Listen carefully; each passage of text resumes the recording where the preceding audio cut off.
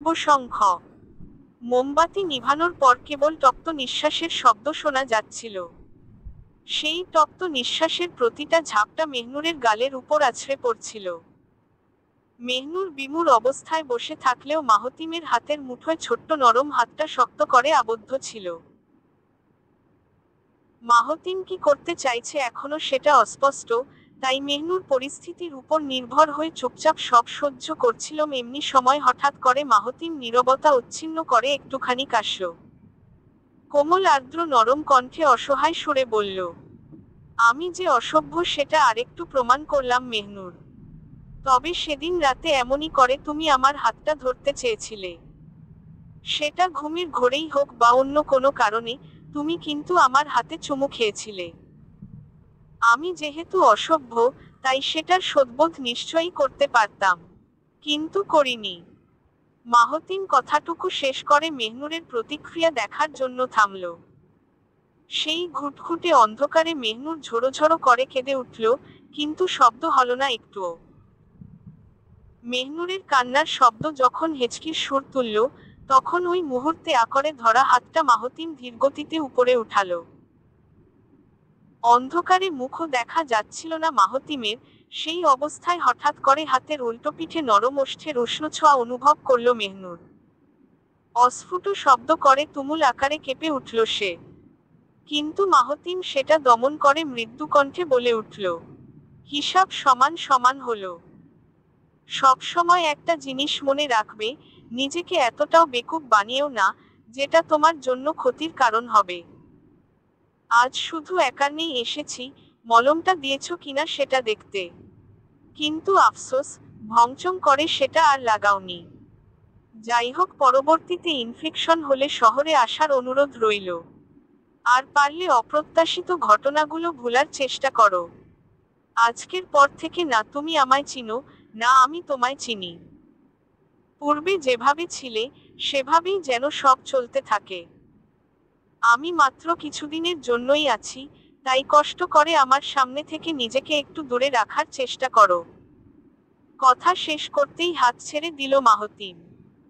সেটা এমনভাবে ছেড়ে দিল, সেটা যেন ছুঁড়ে মারার মতো ঘটনা হলো। বিছানা থেকে নেমেই টেবিলের উপর মোমবাতি রেখে দিল। পাশ থেকে দিয়াশলাই নিয়ে মোমবাতি জ্বালিয়ে চুপচাপ ডোন্ট কেয়ার ভঙ্গিতে চলে গেল। একবারও পিছু ফিরে তাকালো না মেহনুরের দিকে। ফিরেও দেখল না মেহনুর কতটা আশ্চর্য হয়ে হকচকিয়ে গিয়েছে। হতভম্ব মেহনুর তার হাতটা ঘুরিয়ে উল্টো পিঠের দিকে তাকালো, নাক টেনে বাম হাতের তালুতে চোখ মুছে সেই ওষ্ঠ স্পর্শ করা জায়গাটা দেখতে লাগলো। আজ এবং এই প্রথম বোধহয় পুরুষের স্পর্শ পেল মেহনুর। হাতের উল্টো দিকটা অনিমেষ নয়নে দেখতে থাকলে আচমকা পুরো রুম আলোকিত হয়ে কারেন্ট চলে এলো। ভেজা চোখে রুমের চারপাশ দেখতেই মনে হলো, এই অন্ধকার, এই কারেন্ট, এই নিস্তব্ধতা যেন মাহতিমের ইচ্ছায়, স্বেচ্ছায়, ইশারায় হয়েছিল। এতে যেন কাকতালীয় ঘটনা ছিল না। সকালের নির্মল পরিবেশটা সূর্যের তীরতায় দুপুরের দাপটে পরিণত হলো। বাড়িতে আজ বড় করে খাওয়া দাওয়ার ধুম লেগে গেল। শুরু হলো রান্নার জন্য মহিলাদের দৌড়াদৌড়ি, পানি আনার জন্য মেয়েদের ছুটাছুটি, সবজি কুটার জন্য সকলের হাতাহাতি একসঙ্গে শুরু হলো সকাল থেকে। সুজলা, শেফালি, মাহমুদা রান্নাঘরে গিয়ে সব কাজ দেখতে লাগলো, মার্জা এসে যুক্ত হলো ধনিয়াপাতা বাছার কাজে। কিন্তু সবচেয়ে কঠিন কাজের একটা এসে পড়ল শেফালির কাঁধে। কচুর লতি কাটার মতো ভয়াবহ চুলকানির কাজটা শেফালির করতে হবে। উপায় ঠাহর করতে না পেরে ডালাভর্তি কচু এনে আঙিনায় এসে বসল তখন। এদিকে সানাজ, সাবা, সুরাইয়া, মেহনুর উঠানের দিকে বড়ই পাড়ার কাজে ছিল। হঠাৎ সেদিকে চোখ পড়তেই শেফালি এক হাঁক দিয়ে সবগুলাকে আঙিনায় এনে হাজির করল। সানাজ কচুর ডালা দেখেই বুঝে যায় মেজ মা এখানে খাটাতে ডেকেছে। শেফালি সবগুলার দিকে তিরিক্ষি দৃষ্টি ছুড়লে শেষমেশ প্রতিশোধের মেজাজটা মেহনুরের উপর ফলিয়ে বলল, আয় ঢঙি, এই দিকে আয়। এই পিঁড়িতে বসতে পারবি না তুই? নাকি কোমর নিয়া টাফালিং করবি? মেহনুরের ঘাটা সকাল থেকেই শুকিয়ে আসছে, কিন্তু বেশি চাপের কাজ করলে জায়গাটা ফের কাঁচা হয়ে যাবে। মেহনুরের অমন নীরবতার দেখে ধমকে উঠল শেফালি। একসঙ্গে চারবনি প্রচণ্ডরূপে ভয়ে চমকে উঠল। মুখ কালো করে চোখ নিচু করে সবাই কাচুমাচু করছিল। কিন্তু শেফালি সেটা ভঙ্গ করে হাত ধরে টেনে মেহনুরকে পিঁড়িতে বসিয়ে দিল।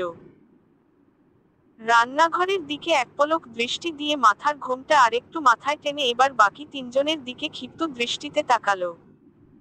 কপাল কুঁচকে এমন গালি দিল কেউ আর দাঁড়ালো সেখানে।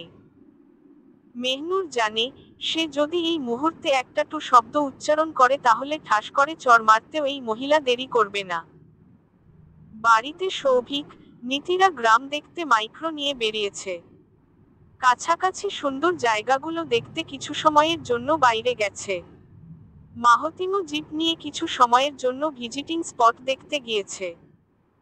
এদিকে ঘন্টার পর ঘন্টা কচু কেটে হাত কালো হয়ে যায় ওর, মারাত্মক চুলকাতে শুরু করে হাতের তালু। একদিকে হাত চুলকাতে থাকে, অন্যদিকে কাঁধ থাকে কচু। দূর থেকে শানাজ, সাবা সব দেখলেও মেজো মার ভয় এক পাও এগুতে পারছে না। অপরদিকে সুরাইয়া শেফালির সাথে চৌকিতে বসে অ্যালোভেরার জেল বের করছে।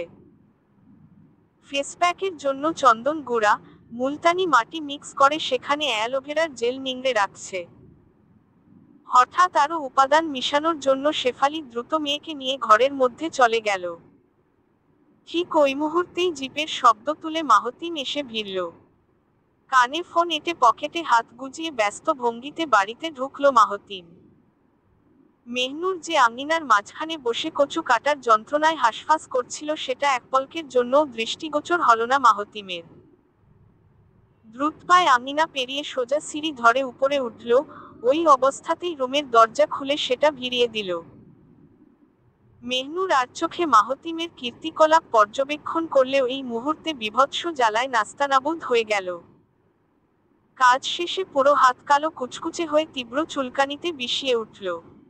এদিকে কলপারে যে নীরব চিত্তে হাত ধুচ্ছে মেহনুর। সাবা কল চেপে দিলে শানাজ মগ কাত করে ওর হাতে পানি ঢালছে। শানাজ রাগে গোজগোজ করতেই ক্ষিপ্র সুরে বলে ওঠে, মেজো মা এই কাজটা ইচ্ছে করে করল। সে ঠিকই জানতো তোর অবস্থা এখন খারাপ, আর তুই কচু কাটার জন্য উপযোগী না। এই বদমাইশ মহিলা আমাদের শান্তি দিল না মেহনুর, একটুও শান্তি দিল না। কাকা যে কেমন বজ্জাত মহিলাকে বিয়ে করেছে সেটা যদি 1 ইঞ্চি কাউকে দেখাতে পারতাম।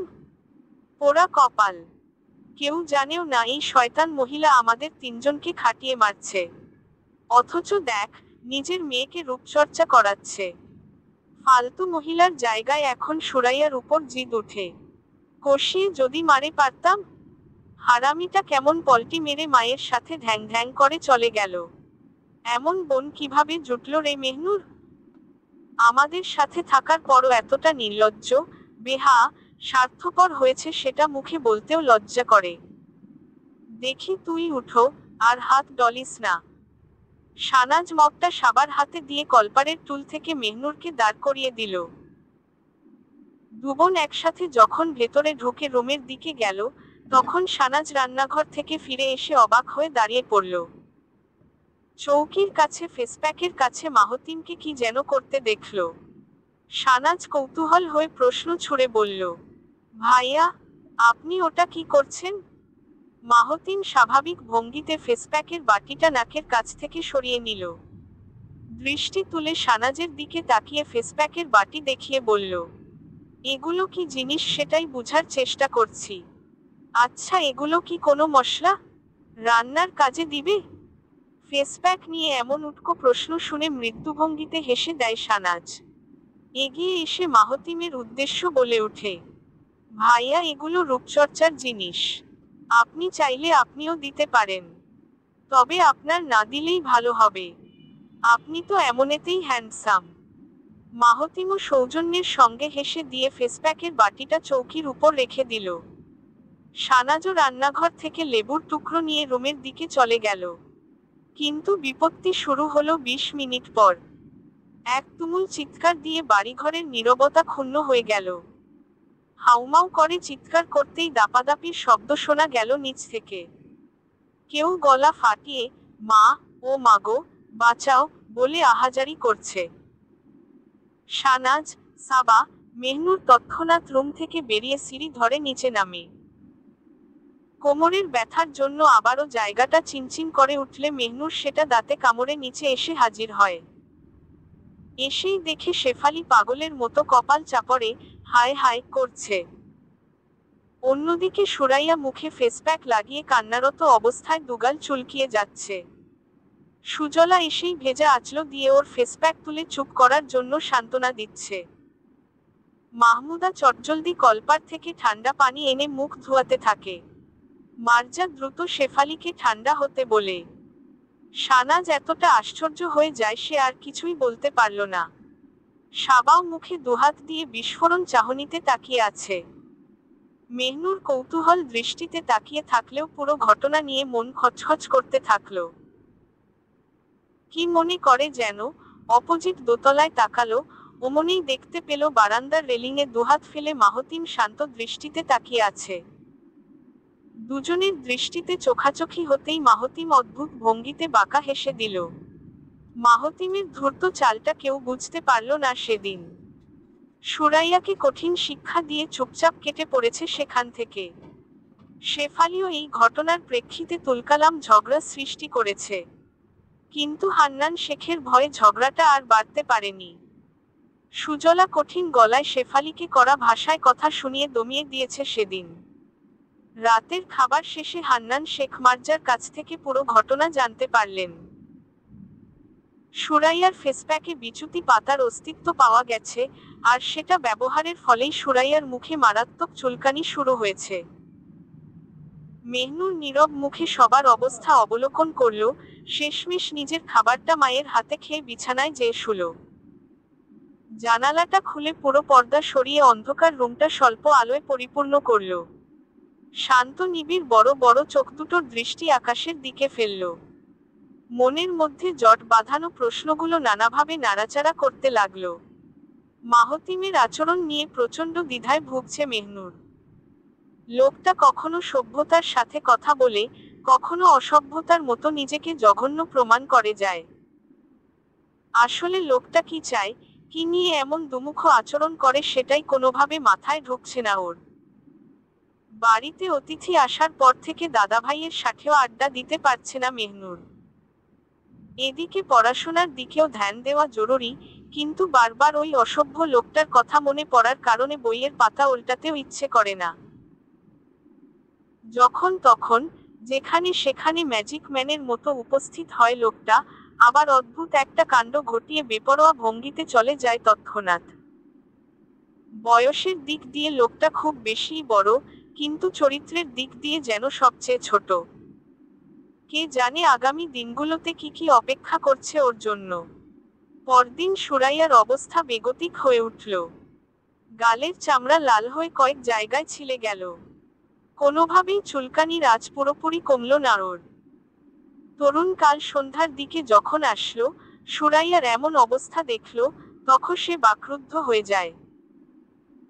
কিভাবে এমন অবস্থা হলো কেউ সে ব্যাপারে বলতে পারে না, কিভাবে বিচুতি পাতা ফেসপ্যাকে মিশে গেল কেউ সেটা জানে না। নীতি, সৌভিক, সিয়াম, তৌফ সকলের অগোচরে মুখ্য ব্যক্তিকে চিনে ফেলেছিল ততক্ষণে। কে এই কাজ করেছে, কেন এই বিচুতি পাতা মিশিয়েছে সবই কাটায় কাটায় বুঝে গেল। সাবির, শামিককে এই ঘটনার ব্যাপারে জানানো হলে অবাকে নিবাক হয়ে যায় তারা। হান্নান শেখ বাড়িতে না থাকলেও তার আদেশে তৎক্ষণাৎ সুরাইয়াকে ডাক্তারখানায় নিয়ে যায় তরুণ ও শেফালি। সবাই নিজেদের কাজে ব্যস্ত হয়ে গেলে নীতি তখন মাহতিমের রুমে যায়। মাহতিম বিছানায় শুয়ে খবরের কাগজ পড়ছিল, নীতিকে দেখে চট করে একটা পাতা উল্টে পড়তে লাগলো। নীতি এসে বিছানায় বসলে মাহতিমের দিকে তীক্ষ্ণ নজরে তাকালো। দৃষ্টি তীক্ষ্ণ করে শান্ত গলায় বলে উঠল, ভাইয়া, তুমি সুরাইয়ার ফেসপ্যাকে বিচুতি পাতা মিশিয়েছ কেন? ওর এই অবস্থা তুমি কেন করলে? মেয়েটাকে এইভাবে কষ্ট দেওয়ার মানে আছে? ডার্ক নেভি ব্লু জিন্স, হাঁটু পর্যন্ত কালো টপস, গলায় কালো রঙের ওড়নাটা এক পাক পেঁচিয়ে বুকের দুপাশে ঝুলিয়ে রেখেছে নীতি। চুলটা সম্পূর্ণ পেছনে নিয়ে ডান পাশে একটা ফ্রেনঞ্চ বেনি করে রেখেছে সে। বোনদের মধ্যে সবচেয়ে বুদ্ধিমান বোন নীতি হলেও আদরের দিক দিয়েও সবচেয়ে কাছেরও। মাহতিম ওর প্রশ্ন শুনে এমন একটা ভান করল যেন কানের মধ্যে কিছুই ঢোকেনি। নীতি তার ভাইয়ের এমন আচরণ দেখে প্রচণ্ড বিরক্ত হয়ে ছো মেরে খবরের কাগজটা নিয়ে ফেলল। সেটা তিনভাঁজ করতে থাকলে মাহতিম চোখ রাঙিয়ে রাগ দেখিয়ে বলল, এসব কি হচ্ছে? হাত থেকে নিলি কেন? আমি এটা পড়ছি সেটা তুই চোখে দেখতে পাচ্ছিস না? নীতি বিছানা থেকে উঠে ভাঁজ করা কাগজটা নিয়ে টেবিলের উপর রেখে আসলো। পুনরায় ওর পাশে বসে কিছুটা শক্ত কণ্ঠে বলল, তুমি একজনের দোষে আরেকজনকে কষ্ট দিচ্ছ কেন? তুমি কাল কি করেছ আমি সেটা বুঝিনি ভেবেছ? তুমি সুরাইয়ার ফেসপ্যাকে বিচুতি মিশিয়েছ কেন? মাহতিম ওর কথার ভঙ্গি দেখে চোখ ছোট করল। এটিটিউড স্টাইলে কঠোর ভঙ্গিতে মাথার নিচে দুহাতের তালু রেখে চোখ বন্ধ করল। ঠোঁট ভেদ করে ছোট্ট নিঃশ্বাস ছেড়ে বলল, বাইরে বিচুতির স্টক বেশি ছিল, তাই চিন্তা করলাম এগুলো একটু মানবতার কাজে ব্যবহার করলাম। নীতি এমন উল্টা উত্তর মোটেই আশা করেনি। শেষে নিজেই উত্তরের কপাট খুলে তেজালো গলায় বলল, তুমি আমাকে একটা সত্য কথা বলবে ভাইয়া? তুমি জাস্ট এই উত্তরটা ঠিকমতো দিবে, তুমি কি মেহনুরকে পছন্দ করো? আমি কোনো মিথ্যা শুনতে চাই না। আবার জিজ্ঞেস করছি, তুমি কি মেহনুরকে পছন্দ করো? নীতির এমন ঠাস ঠাস প্রশ্ন শুনে তৎক্ষণাৎ চোখ খুলে তাকালো মাহতিম। মাথার নিচ থেকে দুহাত সরিয়ে শোয়া থেকে উঠে বসল ধীরগতিতে। কপালে কয়েকটা ভাঁজ ফেলে কিছুক্ষণ নীরব দৃষ্টিতে নিরীক্ষণ করতে লাগলো। এদিকে নীতি যতই সাহস দেখাক না কেন, মাহতিমের অমন চুপটি দেখে ভয়ে অবস্থা টাইট হচ্ছিল। যদি মাহতিম ধুমধাম করে চড় মারল তখন? নীতি আস্তে করে ঢোক গিলতেই মাহতিম হঠাৎ গলা চড়িয়ে চেঁচিয়ে উঠল, তুই কি দিন দিন গাধা হয়ে যাচ্ছিস নীতি? তুই আমাকে কেমন প্রশ্ন করলি এটা? আমি কিনা ওই রামবলদকে পছন্দ করব? ওর মধ্যে কি আছে যে আমি পছন্দ করব? নীতি বা ভ্রুটা উপরে তুলে সন্দেহের দৃষ্টিতে তাকালো। মাহতিম ওর ভঙ্গি দেখে কিছুটা অপ্রতিভ হলো, কিন্তু সেটা একটুও বুঝতে না দিয়ে চড়ানো সুরেই বলল, ওকে একটা ফ্রক পরিয়ে দিস, তাহলেই বুঝতে পারবি এমন কথা কি জন্য বলছি। নীতি মুখ শক্ত করে ব্যঙ্গাত্মক ভঙ্গিতে বলল, আহা, নিজে যে কত বড় ফন্দিবাজ সেটা তো আমি বুঝে গেছি ভাইজান। আমার সামনে এমন নাটক না করলেই পারো। ওকে যদি ফ্রক পরিয়ে তোমার সামনে আনি তাহলে তো তুমি ঠিক থাকতে পারবে না সোনা ভাই। মাহতিম ওর মুখ কুঁচকানো বিরক্তি ভঙ্গির কথা শুনে ফিক করে হেসে দিল। সশব্দে হাসতে থাকলে নীতি আরো বিরক্ত হয়ে বলল, একদম হাসবানা ভাই, একদম হাসাবানা। তুমি খুবই খারাপ। ওকে দেখলে যে তোমার দিল কুরকুর করে, সেটা আমি কালকের ঘটনা দিয়েই বুঝে গেছি। ওর মেজো মা ওকে কচুর লতি কাটিয়েছে বলে তুমি এইদিকে মেজো আন্টির মেয়ের উপর শোধ তুলেছ। এটা তুমি ভালো করনি ভাই। শেফালি আন্টির দোষের জন্য তুমি সুরাইয়াকে ভিকটিম বানিয়েছ, এটা তুমি একদম ঠিক করনি। হঠাৎ হাসি থমকে গেল মাহতিমের। চেহারার উপর থেকে হাসির আভাসটুকু মুছে গেলে শান্ত স্থির ভঙ্গিতে মাহতিম বলে ওঠে, তুই আমাকে শিখাবি আমি কি করব, না করব? শেফালি আন্টির মতো ব্যক্তি আমাদের বাড়িতে চাকরানি হওয়ারও যোগ্যতা রাখে না। কেমন বজ্জাত ধরনের মহিলা তুই দেখছিস? আমি তো ভাবতেও পারি না এই মহিলা এতদিন ধরে বাড়ির প্রতিটা মেয়েকে জ্বালিয়েছে। আচ্ছা, মহিলা যে এমন ঘটনা ডেলি ডেলি করতো সেগুলো কি কারোর চোখে পড়েনি? নীতি হতাশার সাথে নিঃশ্বাস ছাড়তেই বলল, মনে হয় না। কারণ এই মহিলা প্রচুর চালাক। কিভাবে ওদের ভয়ের মধ্যে রেখেছে সেটা তো দেখতেই পাচ্ছ। আর বিশেষ করে মেহনুরকে এই মহিলা সহ্য করতে পারে না। She is ফার্স্ট্রেট। শেষোক্ত কথা শুনে মাহতিম আবার প্রশ্নসূচকে তাকালো। দুচোখের ভেতর কৌতূহল ফুটিয়ে জিজ্ঞাসা সূচকে বলল, কেন ফার্স্ট্রেট? এই মহিলার সমস্যা কি? ওর সাথে এত ঘেঁষাঘেঁষি কিসের? নীতি আবার চোখ ফিরিয়ে মাহতিমের দিকে তাকালো। প্রশ্নবিদ্ধ ভঙ্গিতে কিছু চিন্তা করতেই ফট করে বলল, শানাজ বলতে পারবে ভাইয়া, আমি এই ব্যাপারে জানি না। কিন্তু যতদূর বুঝলাম, হিংসার জন্যই সম্ভবত এমন আচরণ করে। আর মেহনুর তো চাপা স্বভাবের। ওর সাথে টিংটিং করতে মহিলার একটু বেশি মজা লাগে। মুখ ভার করে কিছু চিন্তা করতে লাগলো মাহতিম। নীতি আর কথা উঠালো না এ বিষয়ে। চুপচাপ রুম থেকে চলে গেলে মাহতিম আবার বিছানায় শুয়ে পড়ে। আকাশের তপ্ত সূর্যটা পশ্চিম দিগন্তে চলে এসেছে। আকাশের রংটা গোলাপি আভায় ছেয়ে গেছে। প্রকৃতির দাপুটে ভাব কমে গিয়ে শান্ত নির্জনে পরিণত হয়েছে। সবাই চা নাস্তার জন্য আঙিনায় বসে গল্পগুজব করছে। সৌভিকরা বাইরে এসে ডানদিকের পুকুর ঘাটে আড্ডা বসিয়েছে। পুকুরটা হান্নান শেখ নিজের টাকায় পরিবারের জন্য বানিয়েছে। পুকুরের চারপাশে সবুজ ঘাসের পাশাপাশি সারি সারি নারকেল গাছও দাম্ভিকতার সাথে দাঁড়িয়ে রয়েছে। সঙ্গে সুউচ্চ সুপারি গাছও রয়েছে কয়েকটা। পুকুরের কিনারায় গোল হয়ে ঘাসের উপর বসেছে সৌভিক ও সানাজরা। মাহতিম একটা জরুরি কাজে ঘন্টা আগে শহরে গিয়েছে। তাই বাড়ির আনাচে কানাচে শান্তিমতো মেহনুর ঘুরতে পারছে। সৌভিক, নীতি, সাবির, প্রীতি, শামিক, সাবা, সুরাইয়া, মাহদি, সানাজ ও ফারিন পরপর একসাথে বসেছে। মাঝখানে তেঁতুল, বড়ই, চালতা, আমের বিভিন্ন আচার সাজানো রয়েছে। সবাই যখন বিকেলের আড্ডায় বাইরে বসে মত্ত, মেহনুর তখন গোয়ালঘরে চৌকির বিছানায় শাকমোচন নিয়ে মগ্ন। তরুণ দুপুরের ঘুম শেষে কলপারে এসে হাত মুখ ধুতেই দূরে আড্ডার্ত সাবার দিকে তাকালো। সাবার গায়ে নীল রঙের শাড়ি, সাদা রঙের পাড়, ব্লাউজটা সাদা, চুলগুলো একপাশে বেনি করা। চোখ দুটোতে কাজল দেয়া, হাতে সাদা রেশমি চুড়ি, কানে ছোট্ট পাথরের টপ পরা এবং পাদুটো খালি। ব্লাউজের পেছনে গলাটা একটু বড় বিধায় খালি পিঠটা দেখা যাচ্ছে। সেটাই চাপকল চেপে পানি তোলার সময় একদৃষ্টিতে তাকিয়ে দেখছে তরুণ। অমন উন্মুক্ত পিঠটা দেখে তাল সামলাতে পারছে না ও। কেমন ঝিমঝিম করা অস্থিরতা কাজ করছে শরীরে। তরুণের উতুদ্ভট দৃষ্টিটা হঠাৎ তৌফের নজরের পড়ল। তৌফ প্রথমে মনের ভ্রম ভাবলেও শেষে ঠিকই আবিষ্কার করল যে তরুণ সাবার দিকেই তাকিয়ে আছে। তৌফ সাথে সাথে সিয়ামকে একটা গুথা মারল। সিয়াম গুথা খেয়ে তৌফের দিকে তাকালে ওর স্থির দৃষ্টি লক্ষ্য করে জায়গা মতো তাকালো। তৌফ ও সিয়াম একসঙ্গে যখন তরুণের অবস্থা দেখছিল তখন হুট করেই সৎবিত ফিরে পেল তরুণ। তাড়াতাড়ি দৃষ্টি সরিয়ে চুপচাপ পায়ে পানি ঢেলে ভেতরে চলে গেল ও।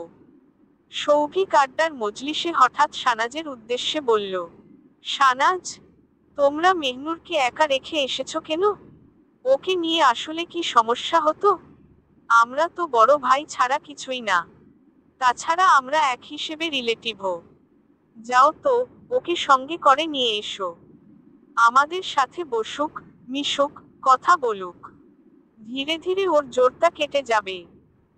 সানাজ এমন কথা শুনে কিছু বলতে নেবে হঠাৎ সাবা ওর হাত ধরে মিনতি সুরে বলল, বুবু, ওকে নিয়ে আসি চলো। ও শুধু শুধুই ভাইয়াদের সামনে আসতে চাইছে না। ভাইয়ারা তো খারাপ মানুষ না। চলো না, ওকে নিয়ে আসি। সানাজ কিছুক্ষণ চিন্তা করে শেষমেশ সাবার সঙ্গে উঠে দাঁড়ালো। সৌভিকও ওদের পিছু পিছু এসে গোয়ালঘরে ঢুকে মেহনুরকে সুন্দর মতো বুঝিয়ে আড্ডায় জয়েন্ট করালো। এই প্রথম আড্ডার মজলিসে বসে মেহনুরের একটু অস্বস্তি হচ্ছিল, কিন্তু পরক্ষণে সকলের সাথে ধীরে সুস্থে মিশতে গিয়ে হালকা পাতলা আলাপ হয়ে গেল। আড্ডার এক পর্যায়ে সুরাইয়া হঠাৎ জিজ্ঞেস করল, আচ্ছা, মাহতিম ভাইয়া কি করে? তৌফ যেই কাঠিন্য মুখে উত্তর দিবে তখনই সিয়াম ফট করে উত্তর দিয়ে বলে, ঘুমায়, খায়। এখন একটা বউ পেলে কোলবালিশ বানিয়ে শুইত। সিয়ামের হাস্যকর উত্তর শুনে একযোগে হেসে দিল সবাই।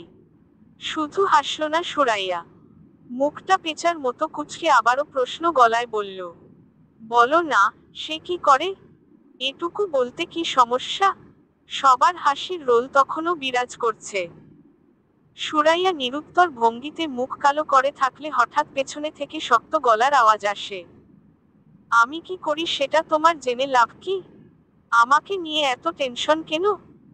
ক্যাটক্যাট গলার স্বর শুনতাই কর্পূরের মতো হাসি উড়ে গেল সবার। সুরাইয়া ভয় ভয় চাহনিতে মাথা পিছনে ঘুরিয়ে দেখে মাহতিম দুই পকেটে হাত ঢুকিয়ে এদিকেই তাকিয়ে আছে। সবাই যখন মাহতিমের দিকে তাকিয়েছিল, মেহনুর তখন ঘাস ছিঁড়ে সেগুলো টুকরো টুকরো করছিল। মেহনুর যে ইচ্ছে করেই ইগনোর করার মতলবে আছে সেটা বুঝে গেছে মাহতিম। তাই আর সেদিকে না এগিয়ে যেখানে ছিল সেখান থেকেই বলে উঠল, আমি বর্তমানে। কথার মাঝখানে আকস্মিকভাবে দাড়ি বসালো সিয়াম। অমনি ঝড়ের বেগে উত্তর দিয়ে বলল, মাহতিম আসলে বিজনেসম্যান। ও বাবার ব্যবসা দেখে। আঙ্কেলের বড় ব্যবসা তো, তাই সেগুলো এখন মাহতিমই দেখাশোনা করে। সিয়ামের কথা শুনে মাহতিম তৎক্ষণাৎ তাজ্জব বনে গেল। নীতি চোয়াল ঝুলিয়ে অবাক হয়ে গেল। প্রীতি আমের আচারে কামড় দিতে গিয়ে থেমে গেল। সৌভিক মুখ ঘুরিয়ে সিয়ামের দিকে তাকালো। তৌফ বিস্ফোরণ চাহনিতে তেঁতুল চুষতে ভুলে গেল। সাবির মিটিমিটি করে হাসতে থাকলো। মাহদি সিওসি খেলা বাদ দিয়ে সবার ওমন আহাম্মক মার্কা চেহারা দেখতে লাগলো। সবার চেহারা যখন অপ্রস্তুত হয়ে উঠল, তখন সিয়াম সবার দিকে দৃষ্টি দিতেই চাপা কৌতূহলে বলল, গাইজ, তোমরা আমাকে সেলিব্রিটির নজরে দেখছো কেন? আমি এখনো সেলিব্রিটি হইনি। সিয়ামের কথা শুনে মাহতিম তৎক্ষণাৎ পা থেকে স্যান্ডেল খুলল। ওই দৃশ্য দেখে সিয়াম তোতলানো সুরে বলল, দোস্ত, তুই স্যান্ডেল খুলিস কেন? আমি তো মিথ্যা কথা বলিনি। আরে ভাই, পায়ের জুতা পাই রাখো, আমারে মারিস না। মাহতিম রে, ওই সৌভিক, হালা ধরস না কেন? সিয়ামের ভয়ার্ত অবস্থা দেখে সবাই হো হো করে হেসে দিল। সবাই যখন তীব্র হাসিতে লুটোপুটি খাচ্ছে তখন তৌফ হাসির ছলে সিয়ামের কানের কাছে মুখ এনে বলল, তুই মিথ্যা বললি কেন বেটা? ওর হাতে কষানো থাবড়া খাওয়ার ইচ্ছা যাচ্ছে নাকি? সিয়াম খিচিমিচি করে দাঁত চিবিয়ে নিচু স্বরে বলল, পোল্ট্রি মুরগি যদি জানে মাহতিম ময়নাকি কাজ করে, তাহলে আর বিয়া খাওয়ার স্বপ্ন দেখা লাগবো না চান্দু। তৌফ হঠাৎ হাসি থামিয়ে প্রশ্নাত্মক দৃষ্টিতে তাকিয়ে বলে, মানেটা কি বুঝাইলি? ওর জবের সাথে বিয়ের সম্পর্কটা কেমনে হইল? সিয়াম গলার স্বর আরো নিচু করে সতর্কতার সঙ্গে বলল, পোল্ট্রি মুরগি এমনই ওরে শেয়াল ভাইবা ভয় পায়। আর যদি শুনে মিয়াচান একটা বাঘ, তাইলে বাপু ওর কপালে আর এইটার সাথে বিয়ে করা লাগবো না। সিয়াম ও তৌফ সবার অগোচরে চোরের মতো গোপন আলাপ সারছে। এদিকে সবাই আচার খাওয়া নিয়ে মাহতিমের দিকে ঘুরে হাসাহাসি করে কথা বলছে। শুধু মেহনুর ঘাসের দিকে দৃষ্টি রেখে অসহায়ের মতো কচিপাতা খুঁজছে। হাসির জন্য তৌফ ও সিয়ামের কথা একচুলো শোনা যাচ্ছে না। তৌফ সিয়ামের মিথ্যা বলার মর্মটা অনেকক্ষণ পর বুঝতে পারল। অন্যমনস্ক ভঙ্গিতে ঘাসের দিকে দৃষ্টি দিয়ে হ্যাঁ সূচকে মাথা নাড়াতে লাগল। সেই অন্যমনার ভঙ্গিতে কণ্ঠ নামিয়ে বলল, তাহলে মাহতিমের পরিচয় গোপন রাখা লাগবো, রাইট? কিন্তু মার্জা আন্টি কি এতদিনে ওর জব নিয়ে কথা উঠায়নি ভাবছুস? যদি আন্টি মেহনুরের মাকে সব বলে দেয়, তাহলে মেহনুরের জানতে 2 সেকেন্ডও লাগবো না। সিয়াম সাথে সাথে তৌফের মাথায় চারটি মেরে কর্কশ কণ্ঠে বলল, পজিটিভ ভাবতে পারোস না বা তারা চিহ্ন? আন্টি যদি বইলাই থাকে তাহলে এমন ব্যবস্থা করা লাগবো যেন মেহনুর জানতে না পারে। ওদের দুজনের মধ্যে ফুসুর ফুসুর চললেও মাহতিম একটাবারের জন্যও মেহনুরের মুখ দেখতে পেল না। মেহনুর ভুলেও পিছু ফিরে মাহতিমের দিকে তাকালো না। এমন সূক্ষ্ম অবহেলা দেখে মাহতিম রুক্ষ মেজাজে বাড়ির দিকে চলে যেতে লাগলো।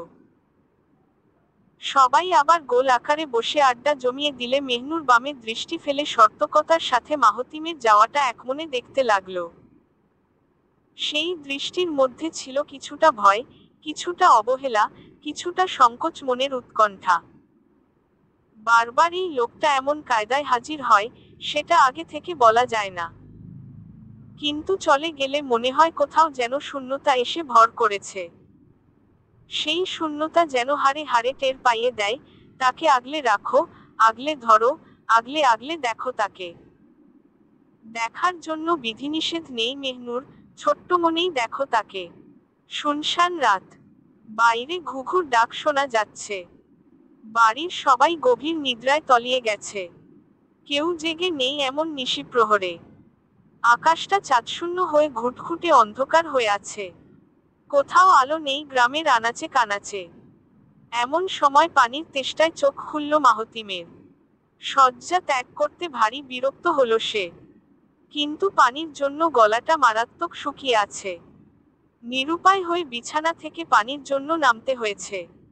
আজ ভুলবশত এ ঘরে পানি দিয়ে যায়নি, যার বদৌলতে এমন উটকো সময়ে ঘুমোঘুম চোখে মাহতিমের উঠতে হয়েছে।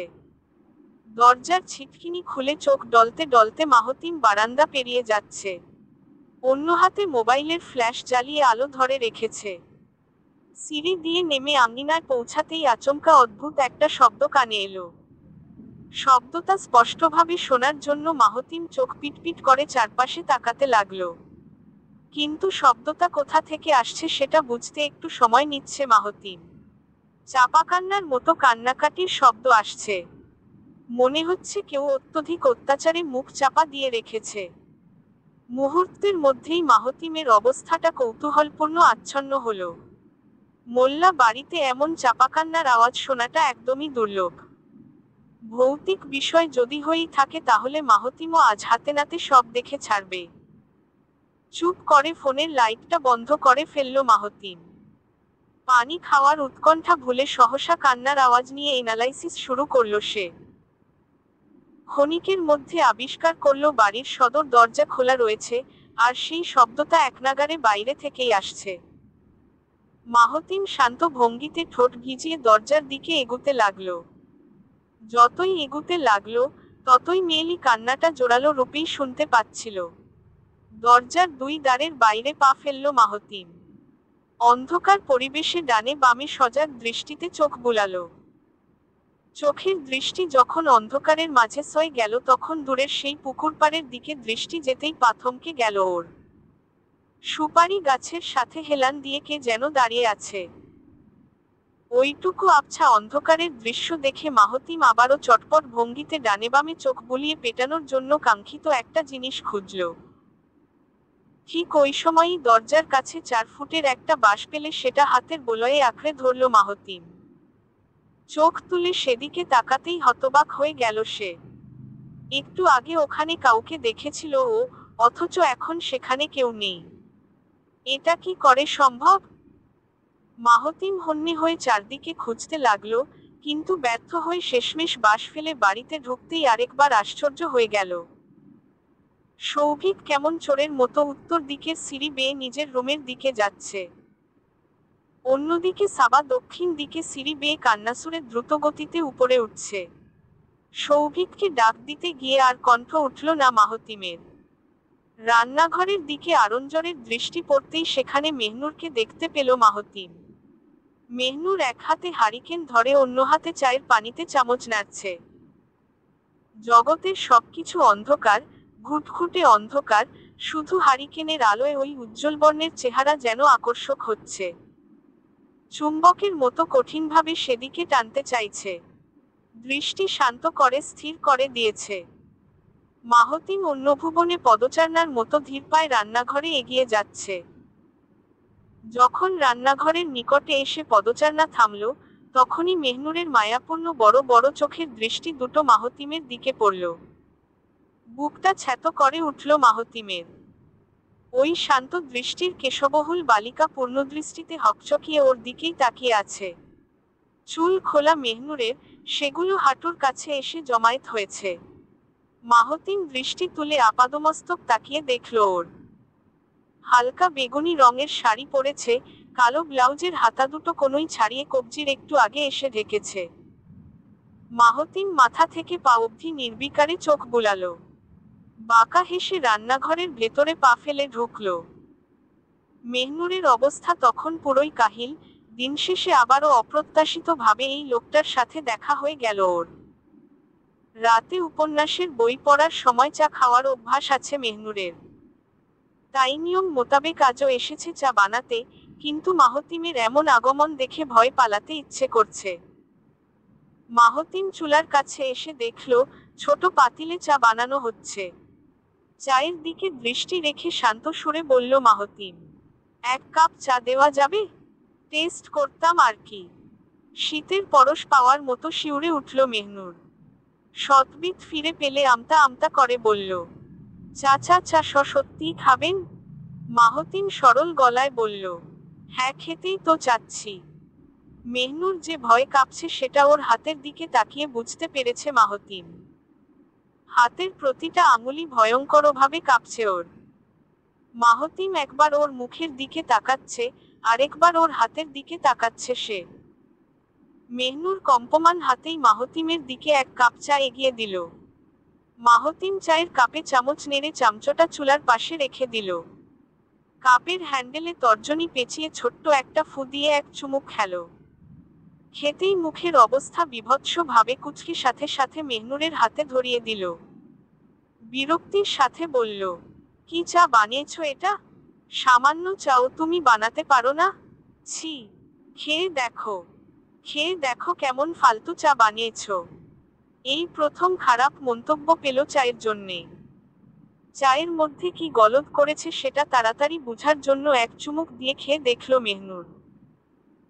কিন্তু গোলদের কিছুই যখন ধরতে পারল না, তখন মাহতিমের দিকে উজবুক দৃষ্টিতে তাকালো।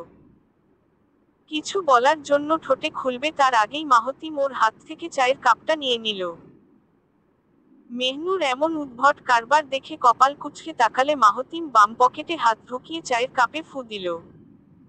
চোখ বন্ধ করে চায়ের কাপে শান্ত ভঙ্গিতে চুমুক দিল। এদিকে মেহনুর যে বোকা দৃষ্টিতে তাকিয়ে আছে, সেদিকে বিন্দুমাত্র নজর দিল না ও। চুমুক শেষে মাহতিম চলে যাওয়ার জন্য পা বাড়ালে হঠাৎ পা থামিয়ে মেহনুরের দিকে ঘুরে দাঁড়ালো।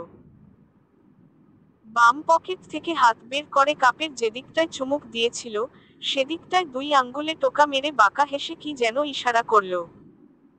মাহতিমের যাওয়ার দিকে তাকিয়ে থাকতেই চিন্তা করতে লাগলো মেহনুর, আচ্ছা লোকটা চায়ের কাপে টোকা মেরে কি ইশারা করলো? তাও আবার চুমুকের জায়গাটা ইশারা করার মানে কি হলো? চলবে। কলিজার বন্ধুরা, গল্পটি কেমন লাগলো অবশ্য জানাবেন। এই গল্পের অংশ পরের গল্পতে পেয়ে যাবেন, চ্যানেলটি সাবস্ক্রাইব করে রাখুন। ধন্যবাদ।